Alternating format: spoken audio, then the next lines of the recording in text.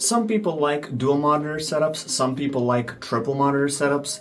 Hell, some even people go out to the extent and get a 4 or 6 monitor setup. But today I wanted to take this video and do a little bit of experimenting. I'm a person who really loves ultra-wide monitors. They are super practical, you can do so many things on them, and they are quite immersive when it comes to gaming. But I wanted to take it up on myself and repeat the question of what's it like to game on triple monitor ultra-wide setup, just like this one behind me. So I'm going to be going over the practicality of it, some pros and some cons, as well as what's it like to game on them. So without further ado, let's get into it.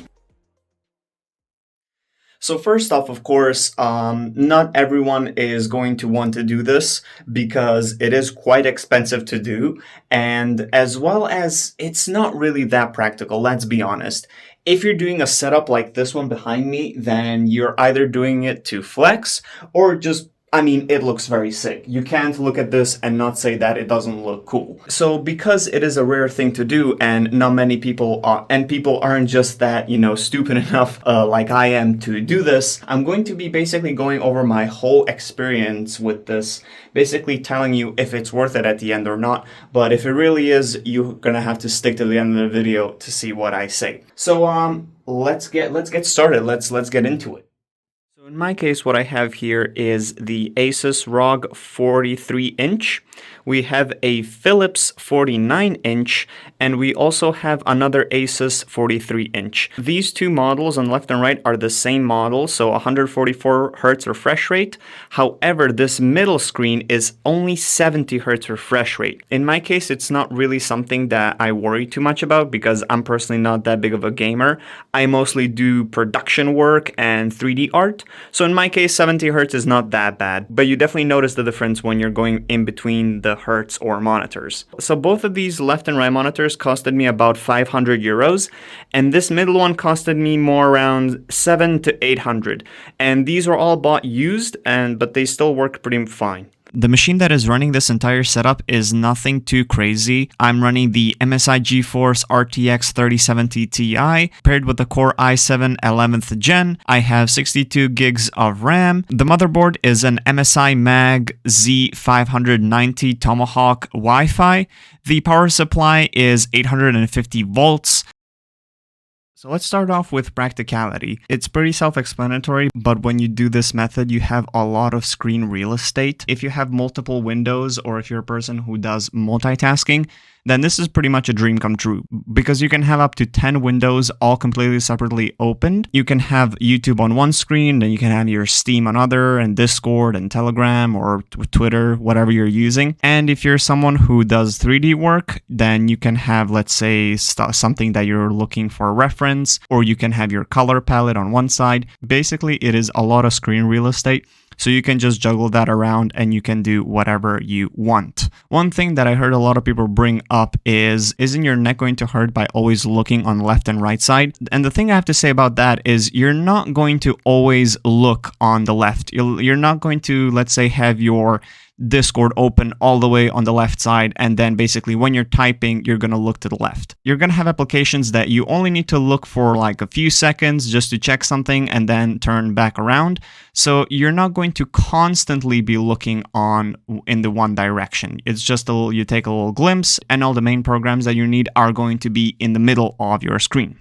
Enough about practicality though. What's it like to actually game on this? If you're using the NVIDIA surround thing, then basically you can connect all three monitors so they look like they're all connected as one. However, in my case, I didn't do this because that takes a lot of tinkering, and I know there are programs that you can use, but I just couldn't be bothered. In some games, like you see on the screen, Minecraft, they already work by default as they're windowed, so you can just stretch them out. It can fit, it works pretty well, but you're mostly going to be playing main games on only one monitor and then using the side ones as, like, let's say your YouTube or whatever. It is pretty immersive. I have to say that it is really, really immersive, especially if you're playing in the dark. In full darkness, this looks beautiful. Even if the bezels are there, you don't really see them that much. You don't really notice them just because of how wide the screen is. But playing games like Forza Horizon with a racing wheel, then it is pretty immersive and it's pretty chill. Another big thing is stretching. As you can see on the left and right side of the screen, the image really stretches out because some games aren't made for ultrawides. Not many games, mostly racing games, are going to be pre-made for ultrawides in mind, but most games like Counter-Strike or Minecraft, they're not really going to be programmed for ultrawides. It is still immersive, but it just feels like you're playing the game with a massive fisheye effect. Basically, the things that are really far to you in the middle screen, if you look to the right and if they appear on the side screens, they're going to look like they're right next to you. So it is pretty funny, but I mean, it still works. Another funny thing is the curvature. I mean, if you look how much these things curve, then you're going to understand it better of how the immersive feel is. And like I said before, you're not always going to be looking on the left or right side. You're just going to have simple programs that you only look for a few seconds, even like 10, 20 seconds, and if you can read something, and then you're going to bring them back. So you're not going to look to your left and type on, let's say, Discord. You're actually going to drag the window in your main screen and then text there, and then just bring it back when you don't need it. But the curvature definitely helps with the immersion, especially if you're playing a racing sim or if you're playing games like that. You can just lean back in your chair, put all the turn off all the lights, and then you're pretty immersed in the game. This is definitely something that you definitely need to sit down and experience.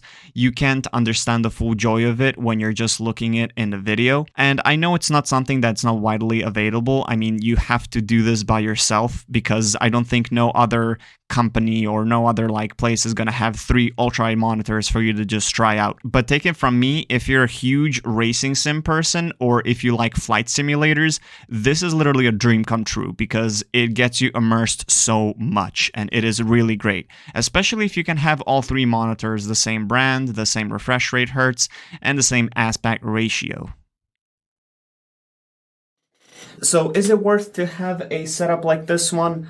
Let's be honest, not really. Whether if you're a production worker, like you do 3D art or programming or video editing, or if you're a gamer, you're still better off getting 3 same normal monitors and just putting them together. And let's be honest, it costs way less to do that than this. I'm pretty sure you can even get away with having 6 monitors, 3 down and 3 on top of each other, and that would still look cool, and yet it would cost way less than what these monitors costed. But let's be honest, my only excuse for doing this is because it looks very cool, and I just love monitors. I love ultrawides. I think they're very, very cool. And I wish that I had the same model in the center, like the ones on the left and right, hopefully in the near future. But honestly, it looks very cool and very sick. But let me know what you thought of this video down in the comment section, and let me know what you think about this whole thing and the whole experiment. And did you even think this was possible? So yeah, let me know down in the comments. I would love to hear what you say. But anyway, thank you so much for watching this video. Let me know down in the comments what you think, and I'll see you in the next video. Peace.